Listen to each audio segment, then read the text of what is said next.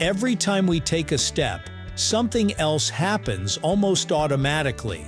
Our arms begin to move back and forth, matching the rhythm of our legs without us consciously deciding to do it. It feels natural, almost too obvious to question.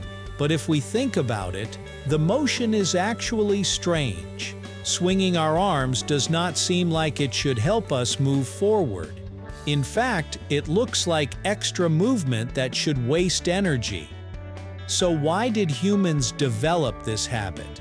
Why does walking involve arm swinging? And what purpose does it really serve?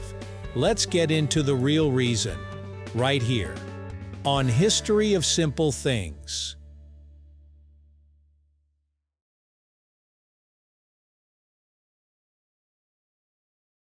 At first glance, arm swinging might seem like a simple leftover behavior with no real function, but researchers have found that it plays an important role in making walking smoother and more efficient.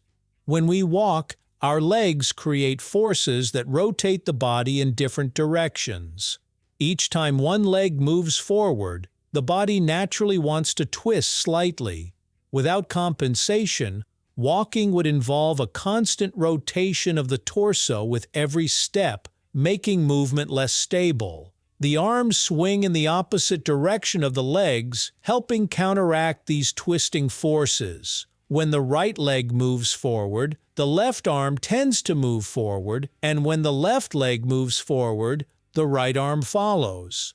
This opposite movement reduces unnecessary rotation and helps keep the body balanced while moving. The connection between arm and leg movement is not something humans invented through practice. It is built into the way our nervous system controls walking. The brain uses networks of neurons called central pattern generators, which help coordinate repeated movements like walking. These systems allow the arms and legs to move in a rhythmic pattern without requiring constant conscious control. This is why people can walk while thinking about something else. The body has learned an efficient movement pattern that runs automatically. Even though we can choose to change our arm position, such as holding something or keeping our arms still, the natural rhythm often returns because the nervous system is designed to coordinate the entire body as one moving system. One of the biggest reasons we swing our arms is energy efficiency. Walking already requires carefully controlled use of muscles, and unnecessary movement would normally increase energy costs. Studies have shown that people who walk while restricting their arm movement tend to use more energy compared with people who allow their arms to swing naturally. The reason is that the arm swing helps reduce the work needed from muscles around the torso. Instead of fighting the rotation created by the legs, the arms help absorb and balance it. The body is not simply moving more. It is moving in a way that requires less effort. This is one of the reasons natural human movement often looks simple, because evolution tends to favor motions that accomplish the same task with fewer resources. Arm swinging also helps with stability and posture. When walking, humans are constantly shifting their weight from one foot to another. Each step creates a small moment where the body could lose balance, especially because we are walking upright on two legs rather than four. The arms act as part of the body's balancing system, similar to how a tightrope walker uses a pole to maintain stability.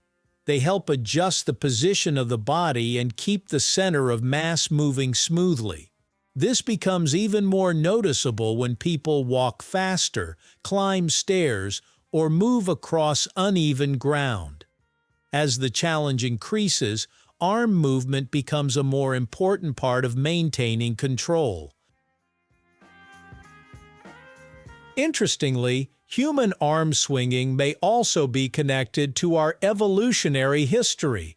Our closest primate relatives, such as chimpanzees and gorillas, do not walk exactly the way humans do, but many of their movements involve coordinated patterns between the upper and lower body. When humans evolved to walk fully upright, our bodies had to adapt to a new way of moving. Walking on two legs changed the role of our arms. Instead of mainly helping with climbing or supporting body weight, the arms became freer to move alongside our legs. Over time, this likely contributed to the walking pattern humans have today. The arm swing was not a separate feature added later. It became part of the entire system of upright movement. The most interesting part is that arm swinging is not absolutely required for walking. People can walk with their arms crossed, holding objects, or keeping them still. However, doing so often feels less natural because it removes a movement that the body has optimized over thousands of generations. Researchers have even studied robotic walking systems and found that coordinated limb movement improves efficiency and stability in machines as well.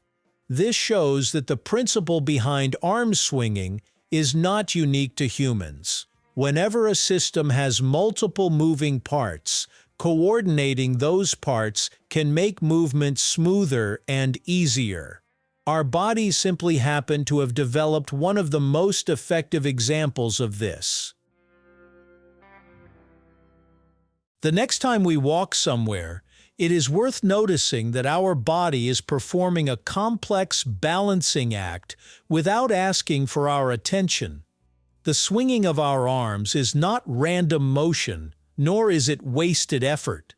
It is a quiet example of how the human body solves problems automatically, using small movements to create smoother and more efficient ones. Something as ordinary as walking reveals how much engineering is hidden inside everyday actions. We rarely think about these tiny details because they happen so naturally, but they show that even the simplest things we do are the result of millions of years of adaptation and refinement. Thank you for watching. If you have suggestions for our next video, feel free to share them in the comments below. We'll be sure to give you an acknowledgement for your contribution.